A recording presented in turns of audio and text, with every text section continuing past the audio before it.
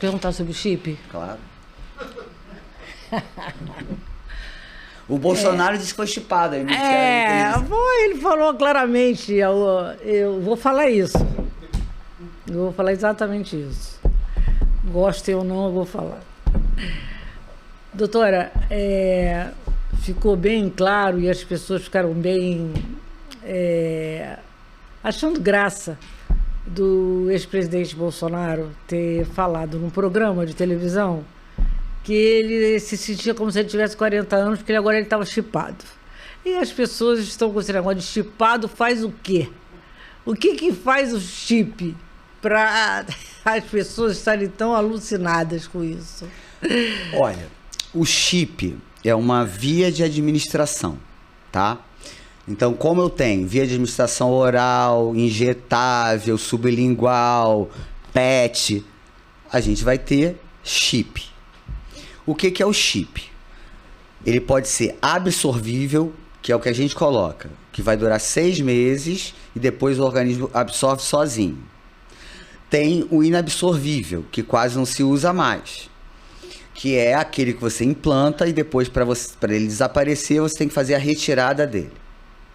Você coloca várias substâncias em cada veículo, então é como se fosse uma balinha tic-tac. Você faz um corte de 1 centímetro mais ou menos, coloca as substâncias que você quiser ali, hormônios ou não. Dentro dessa balinha? Dentro dessa balinha tem ali dentro a substância que vai camada por camada, liberando dia a dia uma quantidade X, tá? E você vai dimensionar para aquele paciente o número de chips que você acha interessante porque ele precisa. Então eu posso ter uma combinação assim, testosterona, NAD, que é para memória e me ajuda a ter mais energia, tadalafila, que ajuda na vasodilatação, e metformina, que é um excelente antioxidante, que é o glifage. Coloco nesse meu paciente. Ele vai desinflamar e ele vai ter bastante testosterona circulante sem fazer pico, contínuo. Então a gente joga esse homem para 800, 900 de testosterona. Ele tinha 400. O que ele vai fazer? Ele vai ter mais disposição física, uma memória melhor, uma capacidade de ereção melhor, uma performance, seja muscular, física ou intelectual melhor, uma capacidade de decisão maior. Então os homens ficam animadinhos mesmo, chipados. É verdade. Né? Porque ele vem numa descendente, quando você coloca o chip, que você joga ele para uma quantidade boa de testosterona, um tadalafila junto, que melhora a circulação, ele melhora a performance. Vai ser super machista isso que eu vou dizer, mas é real. Os homens são muito mais preocupados com a ereção, mesmo porque nós mulheres não precisamos manter nada ereto nem chegando sangue por muito tempo. Nos facilita a nossa relação sexual e isso. Mas o homem, quando ele tem uma boa ereção e tem a disposição física junto com tesão, é a combinação perfeita para o homem. Então, por isso o Bolsonaro ficou animadinho. Mas o legal é a gente colocar que não tem isso na medicina direita e esquerda, pelo amor de Deus. Não, politizar a coisa, não. Politizar não, porque ele falou tão naturalmente, já tiveram outras pessoas também famosas agora há pouco tempo falando do chip. Uma mulher famosa falando do chip. Então a via de administração só que é diferente. O bacana é que você não precisa ingerir nada. E já se sabe por trabalhos científicos que todas as pessoas aderem a tratamentos, sejam eles a longo prazo ou a médio prazo, 3 meses ele faz direito. Quando passa dos 3 meses, o tratamento começa a falhar. Então, quando você tem um chip, que você sabe que está liberando a substância, você lembrando ou não, você tem absoluta certeza que o paciente está com aquela quantidade que você dimensionou para ele. E a mulher pode botar também o chip? Nossa, é sensacional. Mulher menopausa, mulher que já está no climatério aí de 35 anos, que está perdendo massa muscular, que não, na academia não consegue ganhar nada de musculatura. Não é para virar fisiculturista não, gente. É para ter massa muscular, para que a gente tenha saúde. A gente pode até querer uma quantidade maior e definição maior muscular, que se consegue com chip, sim. Mas a gente põe implante de testosterona na mulher, de gestrinona, que se trata lá endometriose, metformina, melatonina, que ajuda na imunidade, não é só para o sono, a melatonina. A melatonina, ela é um maestro da regulagem hormonal de produção noturna. Então, a gente coloca melatonina no paciente. O NAD, É uma coisa incrível, uma coenzima sensacional. O que Ela é o ajuda NAD? muito na condução das informações neurônio via neurônio. Olha. Porque é uma enzima que ajuda na formação, na condução da informação. Então você coloca no chip. E melhora muito a memória daquela mulher que está na névoa da menopausa. Eu vou dizer a mulher, tá? Que falou que estava chipada, é a Fernanda Lima, se eu não me engano. Falando também da menopausa. Então ela tá chipada. Então, porque tem mulheres que têm problema, fala que estão na menopausa, né? Uma coisa estranha, parece uma coisa tão antiga. Agora tá na moda falar dessa coisa do etarismo, né? Então, porque é o preconceito contra a idade, é o etarismo. Só que eu acho que quem criou esse preconceito foi a mídia, mas nós estamos cultivando ele. Porque a partir do momento que a gente fica com dificuldade de falar a nossa idade, nós já estamos contribuindo para esse etarismo. Eu não tenho nenhum problema para dizer que eu tenho 53 anos. Não. Pelo contrário. Lógico, com certeza. São 53 anos muito bem vividos e dentro dos 53 anos, bem.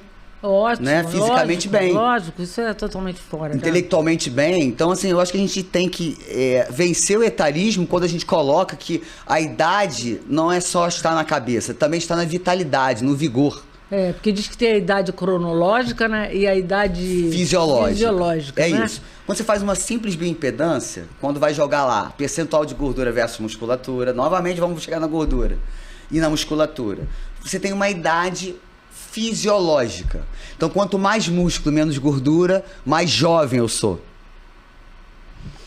Quanto mais gordura, percentual de gordura, mais envelhecido eu estou. Então, às vezes, você tem um homem de 40 anos, quando você joga lá a relação gordura-musculatura, é compatível com 80. Olha, que E aí, quando você loucura. começa a tratar, esse paciente melhora 20 anos. Pode ser que você não consiga trazer ele para os 40, mas você pode conseguir trazê-lo para os 60, ele já ganhou aí 20 anos. Sim. Né? E isso é um corte? Tem que dar um corte para botar o chip? É uma Só para as pessoas incisãozinha de entenderem. 1 centímetro. São 2 pontozinhos que você dá. Aham.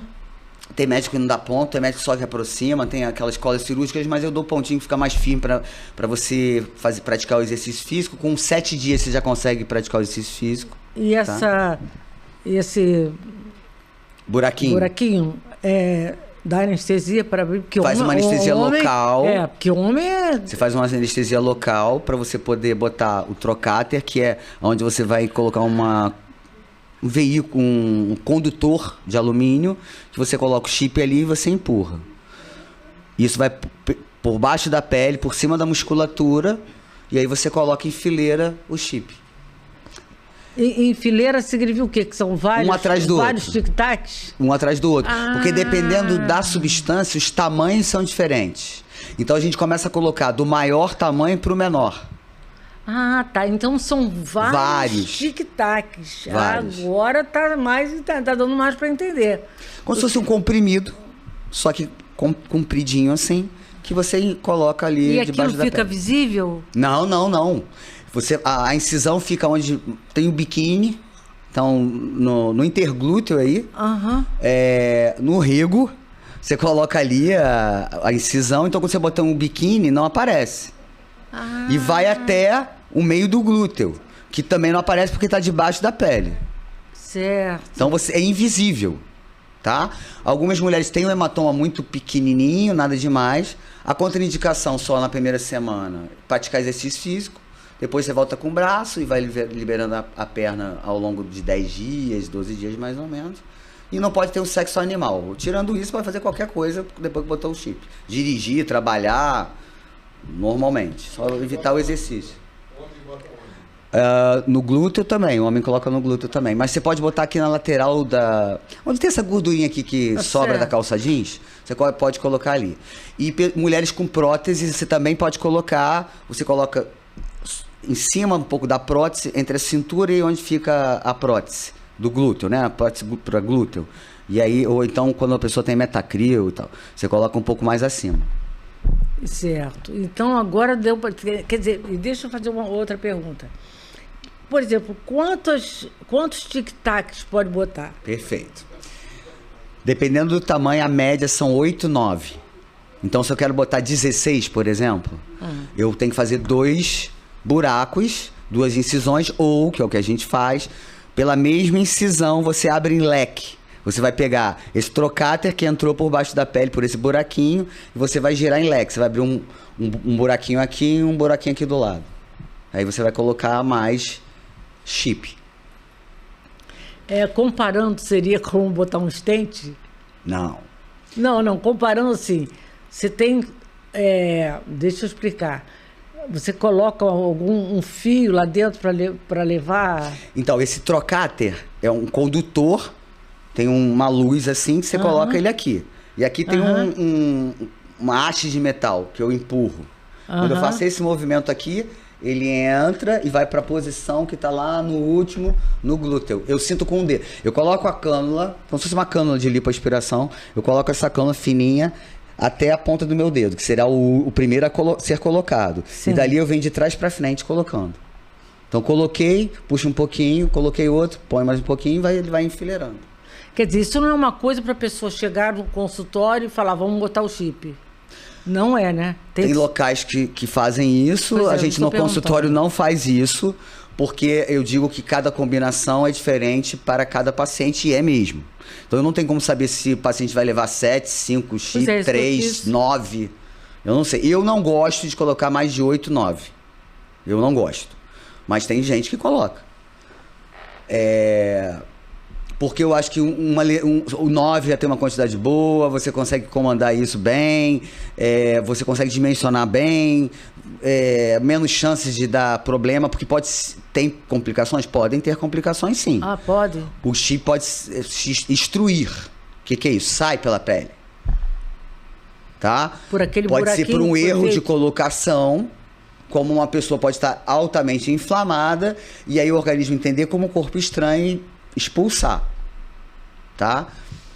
A gente viu muito isso pós-Covid. Olha. Então existe possibilidade de extrusão.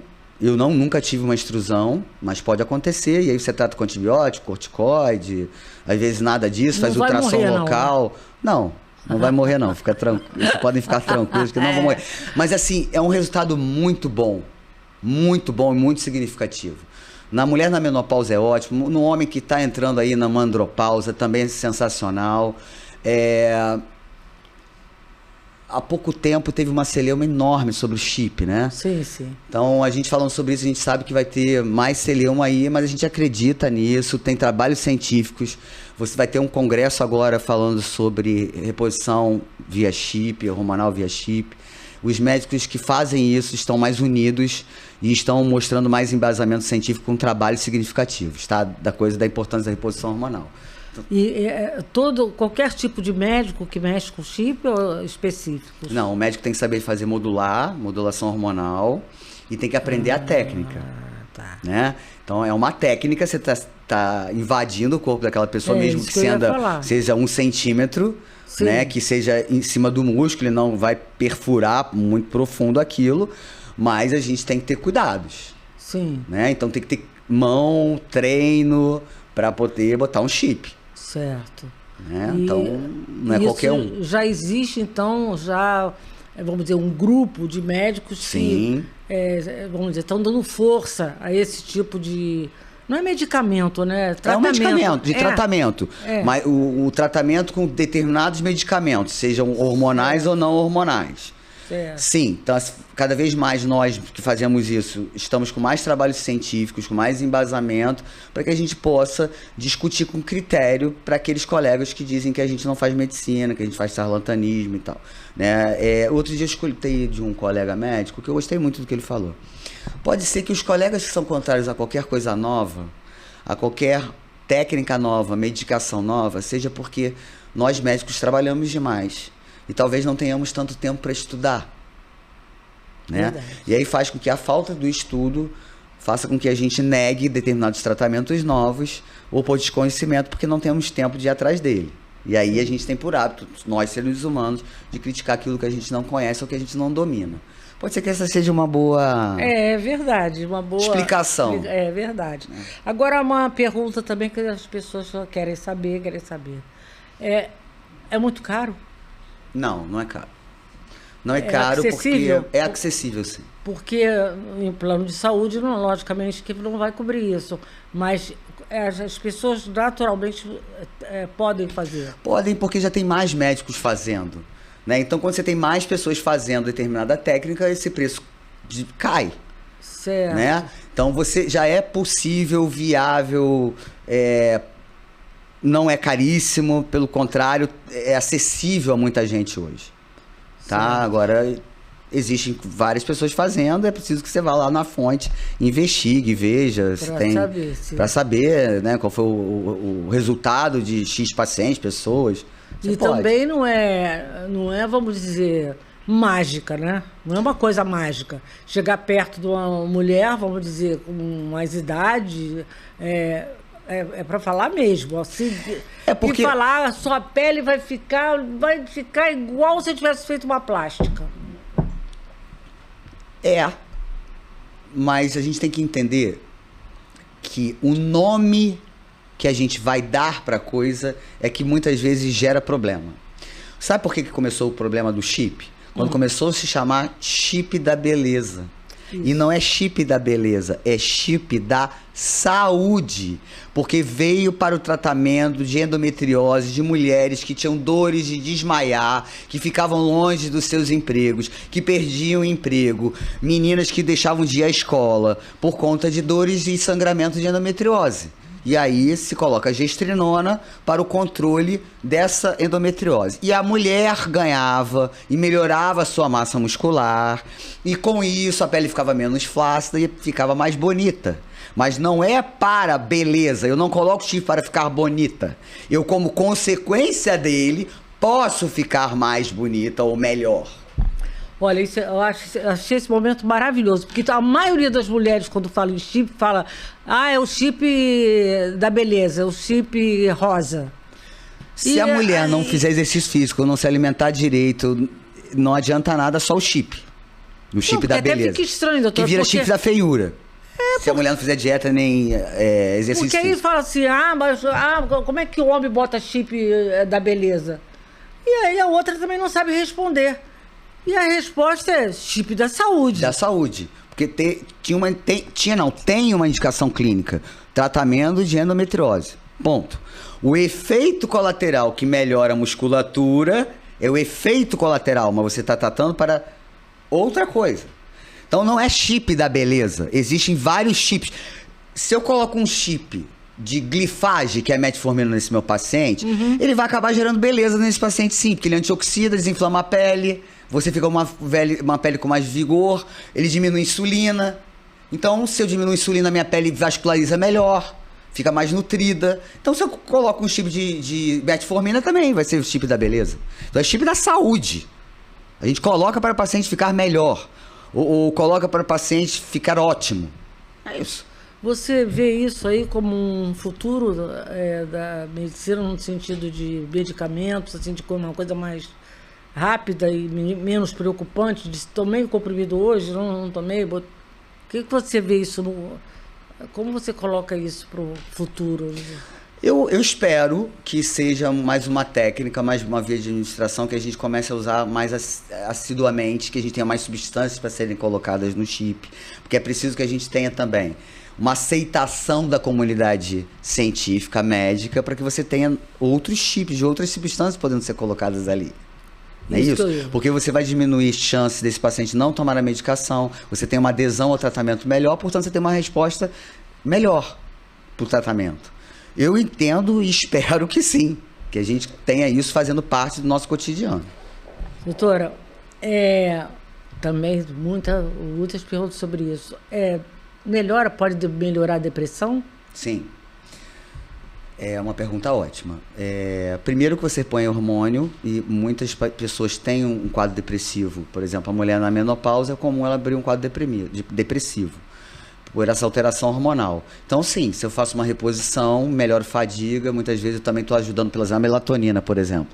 Se esse paciente dorme melhor, vai ter uma produção hormonal boa, vai consumir menos cortisol, vai produzir menos insulina, porque eu estou usando melatonina. Olha como é que é interessante. Então eu posso melhorar a qualidade de sono desse paciente através de um chip. Posso melhorar uma capacidade de resposta de ganho de massa muscular num paciente sarcopênico, por exemplo. Então vamos lá, olha a indicação bacana. Tem um paciente meu que não tem musculatura, não estou conseguindo ganhar musculatura, e isso é uma doença, sarcopenia. Abre ferida, não consegue respirar direito porque não tem músculo, não consegue caminhar direito porque não tem músculo, tem múltiplas quedas porque não tem musculatura. Se eu posso colocar nesse meu paciente uma medicação para aumentar a massa muscular nesse paciente, eu estou melhorando e ajudando na sarcopenia, sem que o paciente tenha que ingerir nada. Nossa, a indicação clínica pode ser feita em idoso. Pode ser feito em idoso. Idoso. Eu tenho bom, paciente idoso 75. Porque as pessoas ligam muito isso a jovens, pessoas mais jovens, né? Pessoas que botam chip para esse tipo de vigor, de beleza, só esse tipo de coisa quando pode tratar a doença, né? Isso, e o fato da pessoa ter mais vigor, se sinta mais saudável, mais bonito, não tem nada de errado nisso. Né? Não. Isso é uma coisa que eu queria falar também. Quando a gente fala de emagrecimento, quando a gente fala de obesidade, fica parecendo que a gente está falando de uma coisa frívola, sem importância. Só que o emagrecimento é saúde. Nós, brasileiros, estamos em sobrepeso, estamos caminhando para sermos quase 50% da população obesa.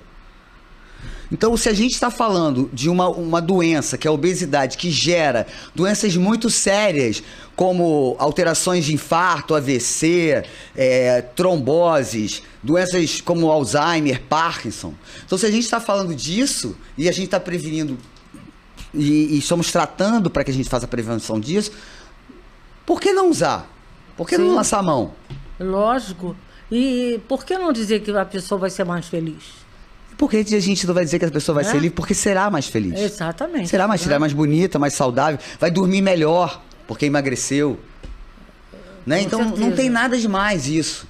É preciso que a gente pense que a beleza, a saúde faz parte da nossa vida. E isso passa pela perda de peso, né? De gordura visceral, de mudança de hábito. Com certeza, que também leva depressão, né? Sim, porque se eu tô toda inflamada, meu cérebro não funciona. Não é só um trauma, né? Não é só um trauma. Vamos imaginar um mal dormidor que está obeso. Vamos usar esse exemplo. Eu sou obesa, sou mal dormidora, faço a apneia do sono, porque faço a apneia, não produzo os meus hormônios femininos e masculinos, hormônios sexuais, não produzo como deveria minhas substâncias cerebrais, que são os neurotransmissores, porque não durmo direito, processo depressivo. Então eu posso ser um obeso com a apneia, da apneia eu durmo mal, se durmo mal não produzo neurotransmissores, se não produz, sou deprimida. Qual é o movimento inverso? Fazer com que a pessoa durma melhor, desinflame menos, desinflamar esse paciente para ele dormir melhor e produzir os neurotransmissores, melhor o processo depressivo.